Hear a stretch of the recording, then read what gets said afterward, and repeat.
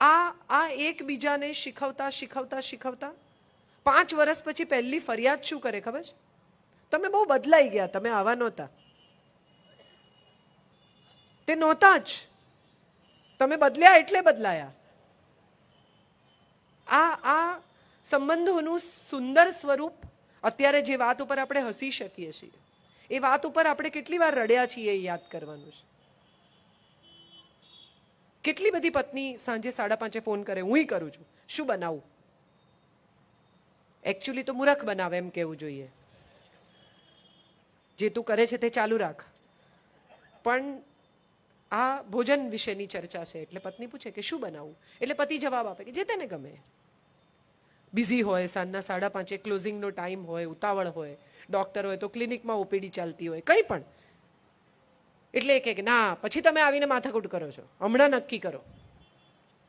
એટલે જે પહેલો થોટ સામે પોસ્ટરમાં પાવભાજી દેખાતી હોય તો પતિ કહે કે પાવભાજી બનાવો. અત્યારે શાક લેવા કોણ જાય? ઓલ રાઈટ, તો છોલેપુરી બનાવો, એ તો સવારે પલાળવા પડે. તો હાંડવો બનાવો, આથવું પડે. તો ભાખરી શાક કરો. આ મેનુ નક્કી હતું ફોન થયો એ પહેલા. ખાલી ટનલમાંથી પસાર કરીને પેલે છેડે પ્રકાશ છે એટલું જ બતાવવાનું હતું. મજાની વાત એ છે કે આ સંવાદ રોજ થાય, એનો રોજ કંટાળો આવે, અને છતાં એક દિવસ 5:30 ફોન ન આવે ને તો મિસ થાય. આ પ્રેમ છે. માણસ મોબાઈલ નંબર થઈ જાય ને ત્યાં સુધી આપણે એને ફોન નથી કરતા, અને પછી એ મોબાઈલ નંબર આપણા ફોનમાં સ્ટોર રહી જાય. મારા ફોનમાં એવા કેટલા લોકોના નંબર સ્ટોર છે, સુરેશ દલાલનો, રમેશ પારેખનો. આપણને એમ થાય કે આ નંબર આપણે લગાડીશું તોય સામે છેડે કોઈ ઉપાડશે નહીં, ને ઉપાડશે તો એ હુંફાળો અવાજ નહીં હોય જે સાંભળવો છે. કેટલી બધી પત્નીઓ ફોન પાકીટમાં રાખે, પાકીટ મોટી પર્સમાં રાખે અને મોટી પર્સ કબાટમાં રાખે, અને પછી ફોન આવે ત્યારે પતિ કહે કે ફોન ઉપાડ યાર, બધા ડબલા બબલા ફેંકી દે, તું ધીમેથી બોલો, આવી રીતે વાત નહીં કરવાની. સંવાદ શરૂ ક્યાં થયેલો? કાળજીમાંથી, ચિંતામાંથી. ફોન ન ઉપડ્યો તો શું થયું હશે? એને બદલે ક્યાં પહોંચી ગયો? આપણે બધા જ ખોટી દિશામાંથી શરૂ કરીએ છીએ, ખોટી દિશામાં પહોંચી જઈએ છીએ. જે કહેવાનું છે એ કેટલા વર્ષો સુધી કહેતા નથી, અને જે નથી કહેવાનું એ બધું જ આપણને યાદ છે.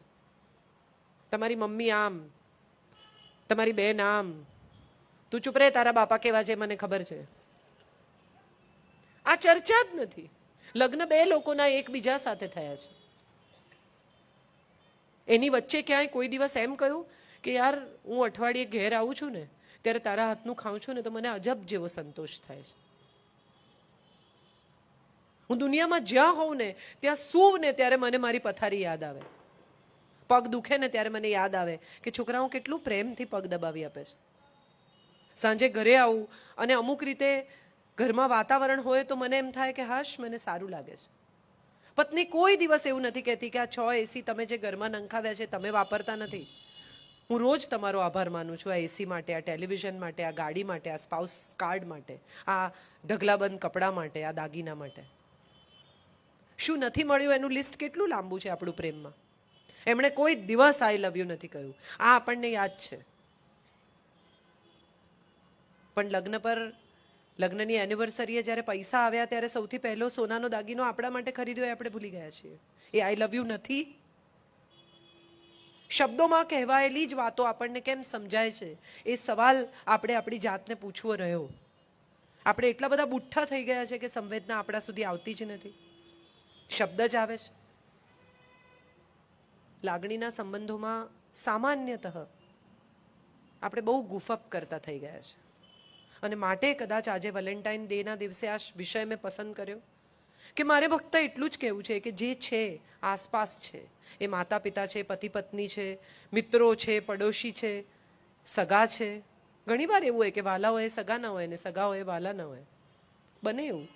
પણ એમને એમના ડ્યુ સ્નેહ, એમના ડ્યુ શબ્દો, એમના ડ્યુ વહાલ મળી જવા જોઈએ. એમના ગુજરી ગયા પછી એમનું અસ્તિત્વ નહીં હોય ત્યારે આપણે તકતી મુકાવીશું, દાન કરીશું, એમને માટે કંઈ પણ કરીશું, એ એમના સુધી નહીં પહોંચે. આજે કદાચ ઘરે આવીને 10 મિનિટ જો મમ્મી પાસે કે પપ્પા પાસે બેસીને એમ કહીએ કે આજનો દિવસ આવો રહ્યો, એમને કંઈ રસ નથી, છતાં એમને સારું લાગે છે, એમ ચલો સરસ. અને આપણા સંતાનો આપણને કરતા જોશે તો કદાચ આવનારા વર્ષોમાં આપણી સાથે પણ એ બેસીને સાંજ ગાળશે. પ્રેમ એ માત્ર બે લોકો વચ્ચે, બે શરીરો વચ્ચે, બે માનસિકતાઓ વચ્ચે, બે જાતિઓ વચ્ચે થતો પ્રેમ નથી, બહુ વ્યાપ્ત છે. હમણાં અહીંયા હવામાં પણ પ્રેમ છે.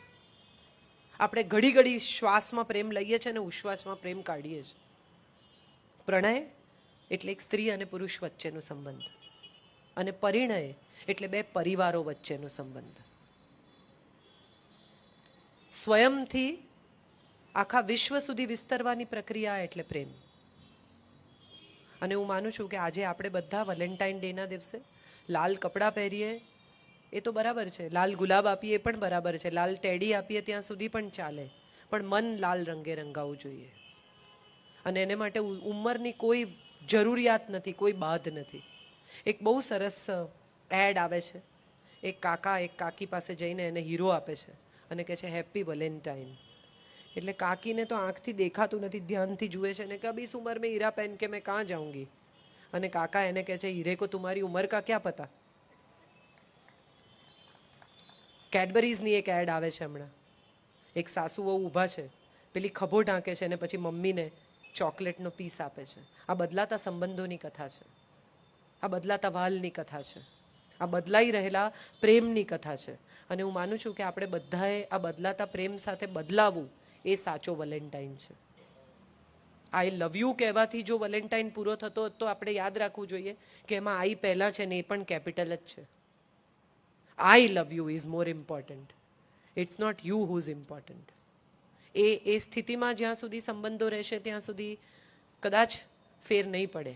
અને આપણે બધા જ એક એવી વિચિત્ર મનોદશામાં છીએ કે આઈ લવ યુ કહીએ ત્યાં સુધી વાંધો નથી, પણ તરત પાછળ સવાલ છે ડુ યુ લવ મી.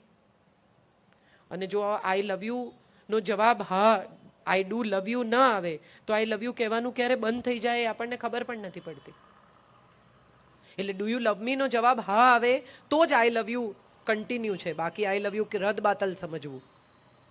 આવી મનસ્થિતિમાં જ્યાં આપણે બધા ઊભા છીએ ત્યાં હું માનું છું પ્રેમ શ્વાસમાં, વિશ્વાસમાં, સ્વયંમાં હોવો જોઈએ.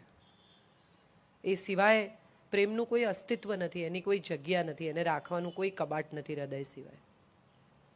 Thank you so much. બહુ આભારી છું તમારા સૌની કે આજના દિવસે તમે મને આટલો સમય આપ્યો.